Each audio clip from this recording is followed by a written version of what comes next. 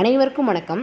1 முதல் 5ஆம் வகுப்பு மாணவர்களின் 3ஆம் பருவத் தேர்விற்கான தொகுத்தேறி மதிப்பெண்களை இமிஸ் இணையதளத்தில் வகுப்பாசிரியர்கள் எவ்வாறு உள்ளீடு செய்வது குறித்து இந்த வீடியோவில் காணலாம். உங்கள் மொபைல் அல்லது கம்ப்யூட்டரில் இருக்கிற ப்ரௌசரில் எமிஸ் வெப்சைட்டை ஓப்பன் பண்ணிக்கோங்க. யூசர் நேமில் கிளாஸ் டீச்சர்ஸ் உங்களுடைய இண்டிவிஜுவல் எமிஸ் ஐடியும் அடுத்ததாக பாஸ்வேர்டையும் கொடுத்து லாகின் பண்ணுங்கள்.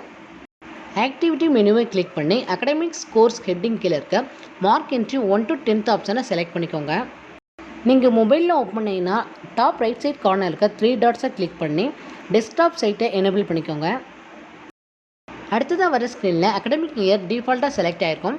தென் உங்கள் கிளாஸ் செக்ஷன் அண்ட் எக்ஸாம் டைப்பில் ஆனுவல் எக்ஸாமை செலக்ட் பண்ணிட்டு சப்மிட் பட்டனை கிளிக் பண்ணிக்கோங்க. கீழே உங்கள் கிளாஸ் ஸ்டூடெண்ட்ஸோட எமிஸ் நம்பர் நேமில் டிஸ்பிளே ஆகும். ஸ்டூடெண்ட்ஸோட மார்க்ஸை என்ட்ரி பண்ணுறதுக்கு அந்தந்த ஸ்டூடெண்ட்ஸ்க்கு நேராக இருக்கிற பென்சில் ஐக்கானை கிளிக் பண்ணிக்கோங்க. ஒவ்வொரு சப்ஜெக்ட்டுக்கு கீழேயும் மார்க்கை என்ட்ரி பண்ணுறதுக்குரிய பாக்ஸ் எனேபிள் ஆகிரும்.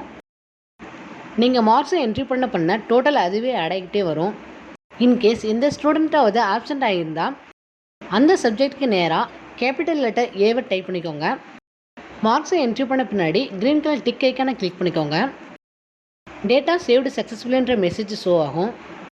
இன்கேஸ் மார்க்ஸை தவறுதலாக என்ட்ரி பண்ணிங்கன்னா மறுபடியும் பென்சில் ஐக்கானை கிளிக் பண்ணி எடிட் பண்ணிக்கலாம். எடிட் பண்ண பின்னாடி மறுபடியும் க்ரீன் கலர் டிக் ஐக்கானை கிளிக் பண்ணிக்கோங்க. இந்த மாதிரி எல்லா ஸ்டூடெண்ட்ஸோட எஸ்ஏ மார்க்கை என்ட்ரி பண்ணிக்கோங்க. மார்க்ஸை என்ட்ரி பண்ண பின்னாடி இங்கே இருக்க டவுன்லோட் ஐக்கானை கிளிக் பண்ணி ஸ்டூடெண்ட்ஸோட ரிப்போர்ட்டை எக்ஸல் ஃபார்மேட்டில் டவுன்லோட் பண்ணிக்கலாம். ஃபைனலாக இங்கே இருக்க டவுன்லோடாக கிளிக் பண்ணி லாக் அவுட் பண்ணிக்கோங்க. நன்றி.